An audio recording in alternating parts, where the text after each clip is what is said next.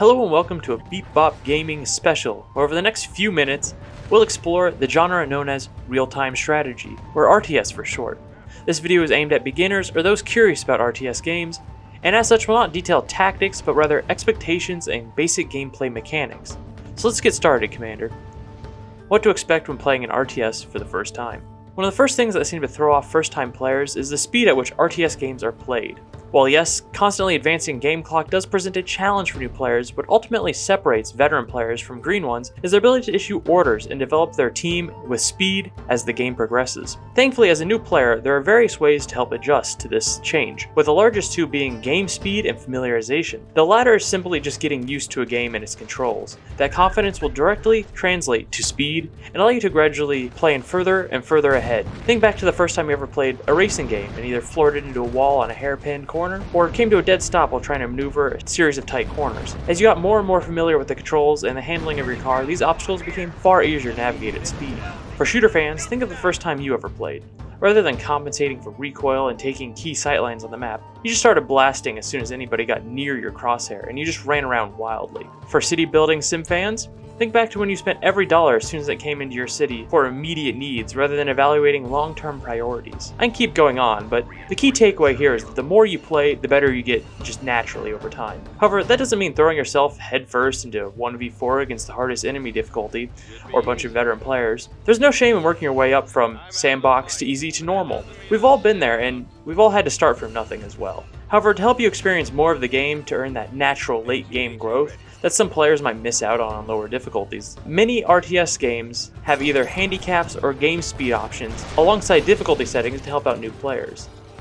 Handicaps will either increase or decrease depending on the game, the rate of resource gathering on a per player basis, allowing newer players to make mistakes with less consequences to their economies. Additionally, game speed affects one of two aspects, either the actual speed of the game, like playing in slow motion or fast forward, or the rate at which units and techs are developed over time, such as either waiting 5 seconds for a tank to build as opposed to 5 minutes. This allows for additional time to process information and make decisions. However, these are universal modifiers and affect all players, so keep that in mind when using these settings in multiplayer. Another expectation to keep in mind is that a single match usually takes somewhere between 45 minutes to 2 hours, depending on the game and the selected game type. And while many games offer you the ability to save mid-match so you don't have to commit to that whole time frame, just remember that you have to be patient with these games. The build-up might be slow, but the climax is often spectacular. Lastly, while winning is important, you shouldn't dismiss the opportunity to learn from losing strategies, be it your own or others. This is part of the joy of RTS games, the strategies. Be it developing new ones or working on ways to improve old ones, be ready to adapt and modify your ideas. What you should know about common gameplay mechanics. Knowledge of your opponents and your environment are key elements to developing and executing game plans. To aid you in this, most games will utilize loading screens as a way to display data on your opponents, the map, and any conditions that might affect the way your units operate. Additionally, feel free to use your time in pre-game lobbies to hover over your opponent's nation, leader, faction, etc. to learn more about their special units, bonuses, and, for AI, their personality types. The minimap is an important part of your HUD or interface. Not only does it display a map of the AO, but it also displays visible enemies and can be used to move units with. Mileage might vary by game, but you should always check out to see what your game of choice's minimap can do. Moreover, remember to check it regularly and in conjunction with scouts and observation posts to help avoid being surprised by your opponents. In-game economies in RTS games are often managed by one of two methods, a credit or point system, or like a set of 3, sometimes more than 3, but that's kind of rare, resources.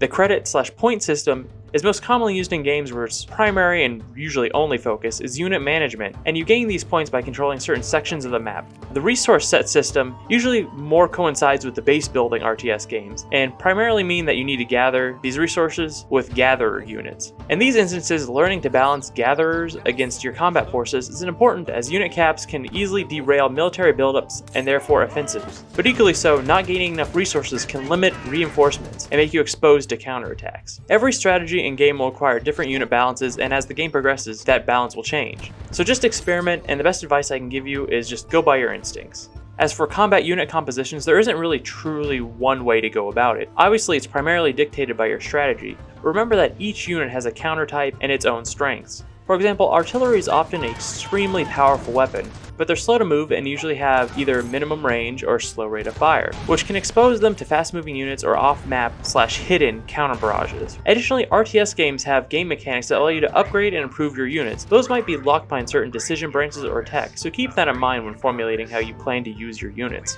For example, in Company of Heroes, the engineers can be given flamethrowers, which make them into great anti-building and anti-infantry assets along with their existing building capabilities. Lastly, well, not really about the mechanics, but rather just playing the game in general, use the minimap and keyboard keys to move around rather than edge scrolling, as these methods are faster and free you up to do things other than just move the camera.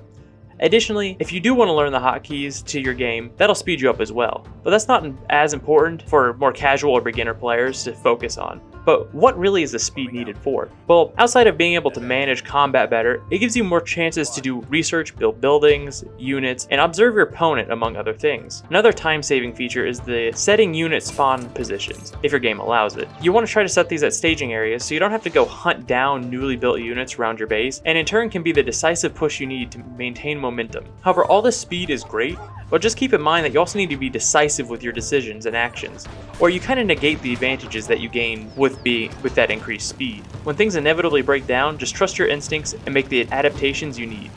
The biggest takeaway from this video, if nothing else, is that the speed of RTSs is a conquerable foe, so don't get discouraged. Trial and error is part of the cycle, but that constant evolving is what makes strategy games so appealing. Even trying to implement the same plan against the same opponents on the same map will never go the same way, so just keeping tabs on what's working and what isn't, as well as making those necessary changes, is key. Then with that knowledge, you can act faster and become harder to stop. Thanks for watching, and see you on the battlefield.